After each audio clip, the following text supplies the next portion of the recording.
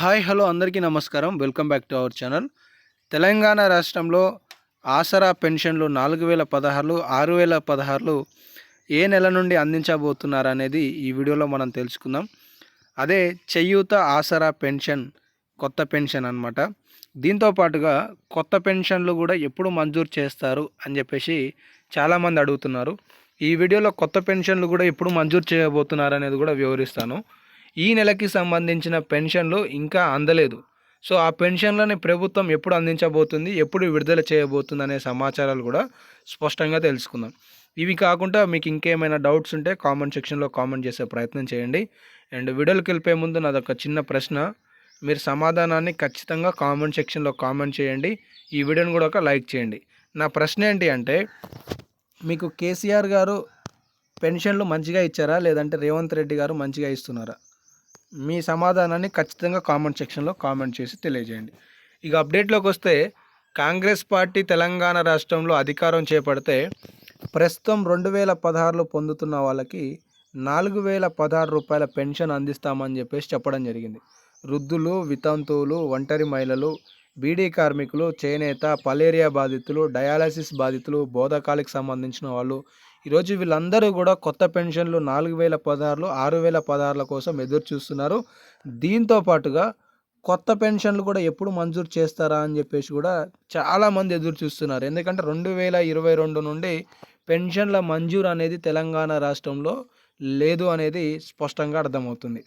So ఇటు దివ్యాంగుల మిత్రులకి కూడా 4016 పొందుతున్న వాళ్ళు వీళ్ళకి 6000 రూపాయలు ఇస్తామని చెప్పేసి ప్రభుత్వం చెప్పింది. మరి వీటికి సంబంధించి ఇప్పటివరకు ఊసెత్తట్లేదు. మొన్న కూడా సీఎం రేవంత్ రెడ్డి గారు ఒక స్టేట్మెంట్ ఇచ్చారు. 2500 రూపాయల మహాలక్ష్మి పథకాన్ని ప్రారంభించబోతున్నాం రాబోయే బడ్జెట్ సెషన్లో అని చెప్పేసి. కానీ ఆసరా పెన్షన్లకి సంబంధించి మాత్రం ఇప్పటివరకు ఆ అప్డేట్ లేదు. మరే వాస్తవ పరిస్థితులు ఏంది, ఆ పెన్షన్లు ఎప్పుడు పెంపు చేసి ఎప్పుడు లబ్ధిదారులకు అందించబోతున్నారు అనేది మీకు ఈ వీడియోలో నేను వివరించే ప్రయత్నం చేస్తాను.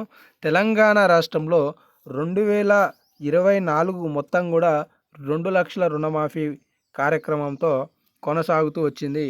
రైతు బంధు కానీ రైతు భరోసా కానీ మళ్ళీ మనకి కనిపించలేదు.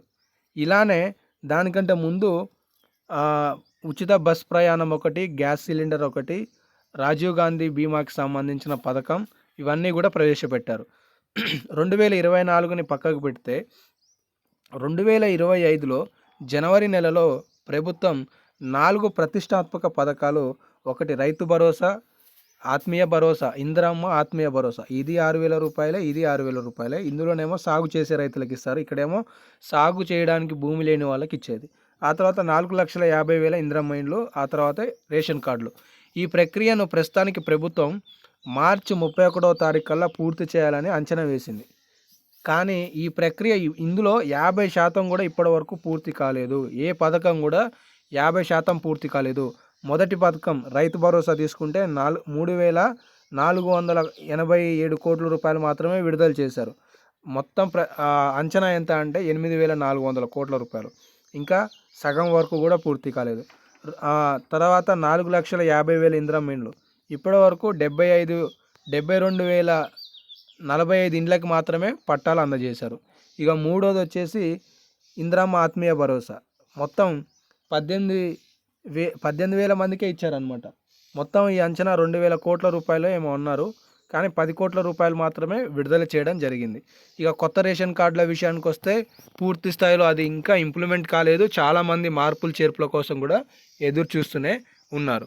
ఈ పథకాలన్నీ కూడా బహుశా కొత్త బడ్జెట్ తర్వాత కూడా కొనసాగుతూ ఉండొచ్చు. కానీ కొత్త బడ్జెట్లోనే కొత్త పెన్షన్లకు సంబంధించిన విషయాలపై ప్రభుత్వం ఏప్రిల్ నెలలో డిసిషన్స్ తీసుకునే అవకాశాలు అవుపిస్తున్నాయి. కానీ కొత్త పెన్షన్ల పెంపు ఇప్పట్లో ఉండకపోవచ్చు అనేది తెలుస్తుంది. కానీ అతి త్వరలో ఈ పెన్షన్ 4,016, 6,016 రూపాయలతో పాటు 2,500 రూపాయల మహాలక్ష్మి పథకాన్ని కూడా ప్రభుత్వం ప్రారంభించడానికి ఏర్పాట్లు చేస్తుందనేది తాజా స్టేట్మెంట్ అయితే ఉంది.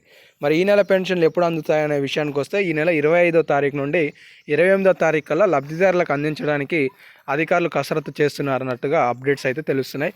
మరి ఇంకేమైనా అప్డేట్స్ వస్తే మీకు తదుపరి వీడియోలలో సమాచారాన్ని తెలియజేస్తుంటాను. కాబట్టి మిస్ కావద్దనుకుంటే సబ్స్క్రైబ్ చేసుకొని ఫాలో అవుతుండండి. ధన్యవాదాలు.